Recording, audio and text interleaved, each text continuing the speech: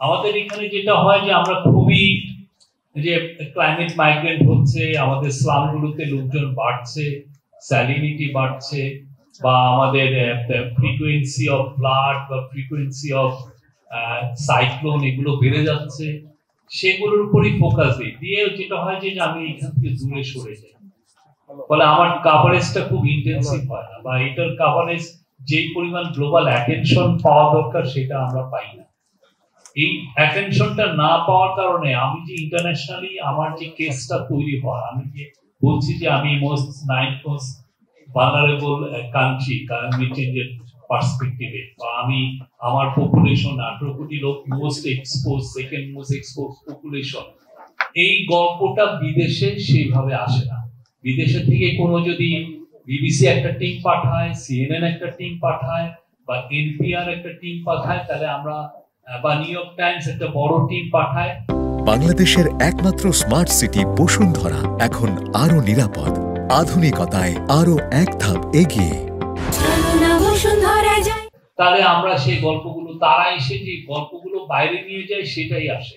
আমাদের হোমগ্রোন গল্প, আমি যে গল্পটা বাইরের মানুষকে জানাবো যে ক্লাইমেট চেঞ্জের জন্য কি কি হচ্ছে আমাদের দেশে, এই জিনিসগুলো আমাদের হোমগ্রোন গল্পগুলো ওইটা বাইরে যায় না। আমি 20 বছরে এপিতে ছিলাম, এপির ব্যুরো চিফ ছিলাম, আমি দেখেছি যে এটা খুবই ডিফিকাল্ট, মানে আমাদের গল্পগুলো আমরা বলি না বাইরে, ফলে আমার যে ফান্ডিংটা, আমার যে কেসটা, ফান্ডিং এর জন্য যে আমার কেসটা ইন্টারন্যাশনালি তৈরি হয় না।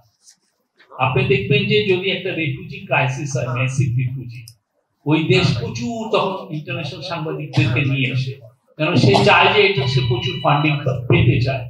আমাদের দেশে আমরা ক্লাইমেট চেঞ্জে আমরা এতটা ভয়ঙ্কর রকমের সাফার করছি, কিন্তু সেই স্টোরিটা সামহাও এটা আমাদের একদম নিজস্ব পেজগুলোর তলানিতে থাকে, ফলে আমরা অনেক, কিন্তু আপনি যদি দেখেন ক্লাইমেট চেঞ্জ নিয়ে যে কাজগুলো বাইরে হয়েছে, এখন আপনার প্রতিদিনের লাইফে আপনার ক্লাইমেট চেঞ্জ ইফেক্ট করছে। আমাদের ডেঙ্গু বেড়ে যাচ্ছে ক্লাইমেট চেঞ্জের কারণে, প্যান্ডেমিক হচ্ছে, পলিটিক্যাল ইনস্টেবিলিটি তৈরি হয়। আমি অনেক আগে একটা লেখা পড়েছিলাম যে জেনারেল এরশাদের ওভারথ্রোর পিছনে ক্লাইমেট চেঞ্জ ছিল। 87-88-তে ভয়ানক দুইটা বন্যায় জেনারেল এরশাদের যে রুলটাকে একদম এক্সপোজ করে দিয়েছে, যে সে কতটা হলো একটা রুল। ক্লাইমেট চেঞ্জ আপনার রিজিওনাল ইনস্টেবিলিটি তৈরি করে। আমাদের আশেপাশে যে এই ধরনের সোশ্যাল টেনশন বা এগুলোর সাথে ক্লাইমেট চেঞ্জ জড়িত। এই জিনিসগুলো আমরা যদি অ্যাড্রেস না করি, তাহলে যেটা হবে যে অনেকটা ইস্যুগুলো ভবদহের মতো চাপা পড়বে। সিজনালি যখন পানি ভয়ানক রকমের জলবদ্ধতা থাকে, তখন ভবদহ দেখবে যে আমাদের আমাদের পত্রিকাগুলোর কাভারেজে আসে, মফস্বল পেজ ভরা থাকে যে ভবদহের 10 লক্ষ লোক আটকা পড়ে আছে পানিতে। আবার যখন বর্ষা শেষ হয়ে যায়, আমরা আবার দেখি যে ভবদহটা আমাদের ন্যাশনাল পেজ গুলো থেকে এটা দূরে চলে যায়। কিন্তু ভবদহ তো ক্লাইমেট চেঞ্জের একটা বড় উদাহরণ। বাংলাদেশে এরকম কয়েক হাজার স্টোরি আছে। আপনি ভাবতেছেন যে সিলেটে একটা পানির সমস্যা হচ্ছে, এটার সাথে ক্লাইমেট চেঞ্জের সম্পর্ক আছে। আপনি হচ্ছে স্যালিনিটি বাড়ছে, ক্লাইমেট চেঞ্জের অবস্থা আছে।